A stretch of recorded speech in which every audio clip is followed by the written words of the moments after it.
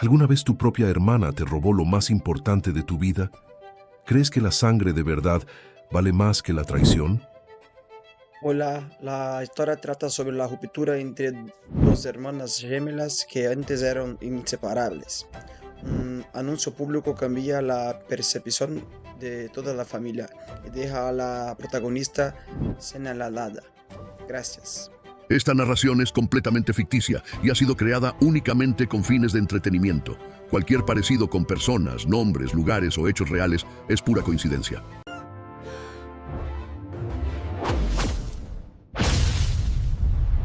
No fui a la boda de mi gemela. Mi hermana gemela, Hannah y yo, solíamos ser inseparables, como esas gemelas raras que ves en las películas de terror. Usábamos ropa a juego hasta que tuvimos 12 años y terminábamos las frases de la otra, pero en algún momento, alrededor de la secundaria, las cosas se pusieron raras. El día que Hannah anunció su boda frente a toda la familia, me miró a los ojos con esa sonrisa que yo conocía mejor que nadie, esa sonrisa que nunca llegaba a los ojos, y dijo en voz alta: Lucía no estará en mi boda. Me pidió que la excluyera. La sala entera se quedó en silencio. Mi tía Rosa dejó caer su tenedor. Mi madre me miró como si yo hubiera hecho algo imperdonable. Yo tenía la copa de agua en la mano y la puse sobre la mesa despacio, porque si no la soltaba, la iba a tirar. Lo que Hannah no sabía era que yo guardaba cada mensaje, cada foto, cada prueba de lo que ella realmente había hecho, y el momento de usarlos estaba más cerca de lo que ella imaginaba. La traición familiar más profunda no siempre viene de un extraño. A veces viene de la persona que compartió tu útero. Hannah y yo nacimos con 1 minuto de diferencia, el 22 de marzo,